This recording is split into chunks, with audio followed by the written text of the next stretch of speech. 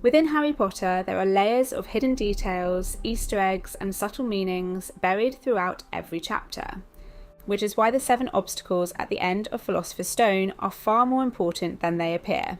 Each one symbolises the corresponding book. For example, the hidden key in the 3rd obstacle signifies the unlocking of the true plot of Prisoner of Azkaban, and the chess sacrifice in the 4th obstacle mirrors Cedric's death in Goblet of Fire. 7 obstacles, 7 books. Let's break this down. The first obstacle is Fluffy, Hagrid's 3-headed dog, and the fact that it's Hagrid's obstacle is no coincidence. He is the core of the first book. Hagrid delivers Harry to the Dursleys, gives him his Hogwarts letter, takes him to Diagon Alley, and accidentally exposes the secret of the stone. Without Hagrid, there is no story. But Fluffy has one unlikely weakness. Music sends him to sleep.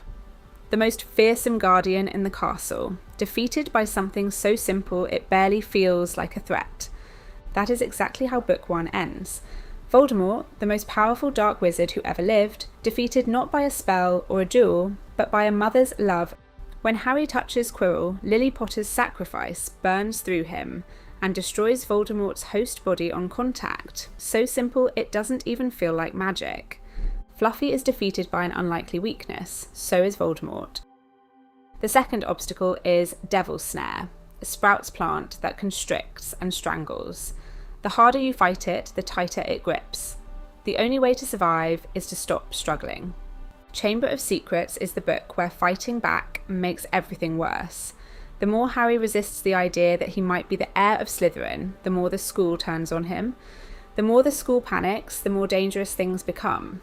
The connection is direct. Devil's Snare tightens the longer you struggle against it, and Chamber of Secrets works exactly the same way. The longer the basilisk roams the castle, the more students get petrified. The longer Tom Riddle's memory exists, the stronger he becomes, and the closer Ginny gets to death. Both the obstacle and the book have the same logic. The situation tightens around Harry the longer it continues. The third obstacle is Flitwick's enchanted keys, hundreds of them flying around a darkened chamber. One single key opens the door.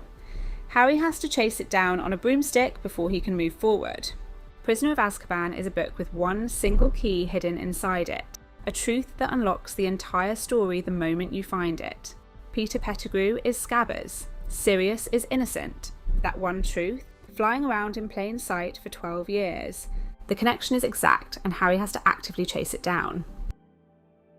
The fourth obstacle is McGonagall's life-size wizard's chessboard. The trio have to play the game whether they want to or not. Ron takes control, positions them deliberately, and then sacrifices himself, stepping into the path of the White Queen so Harry can reach the other side.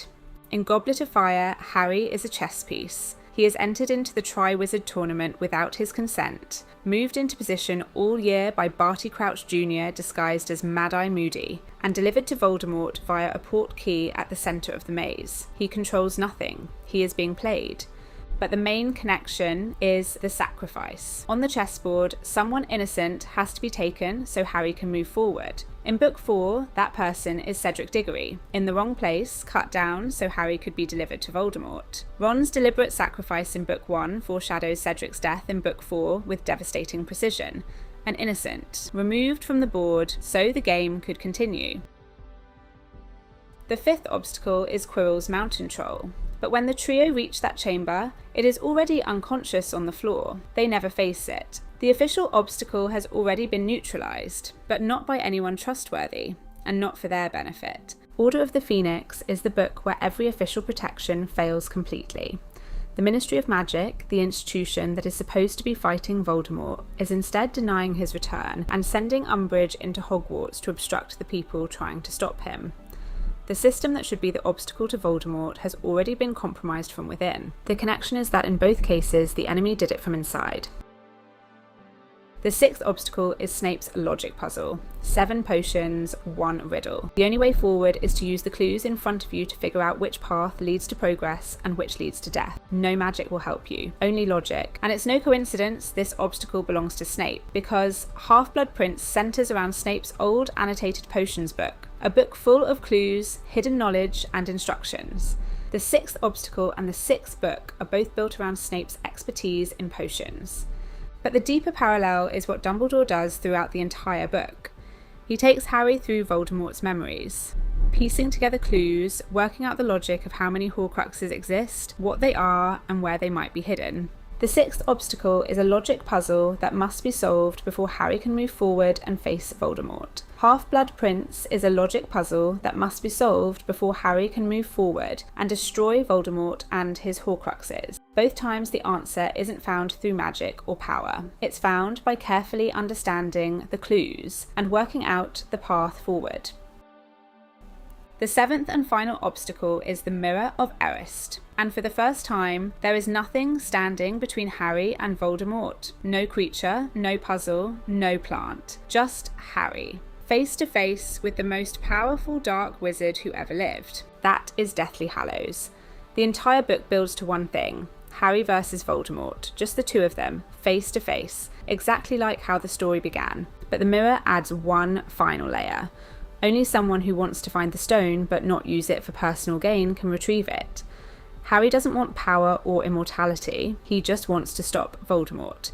And that selflessness is the precise reason he wins in both Book 1 and Book 7. The mirror shows you your deepest desire, and Voldemort spends all of Deathly Hallows consumed by exactly that. The Elder Wand, power, immortality, winning. Harry ends it willing to die. The mirror told us who would win all the way back in Book 1. The person who wants nothing for themselves always had the advantage.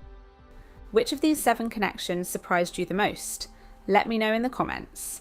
And if you want more hidden details, lore deep dives, and everything you need to know about the new HBO series, hit subscribe and ring the bell so you don't miss a single one.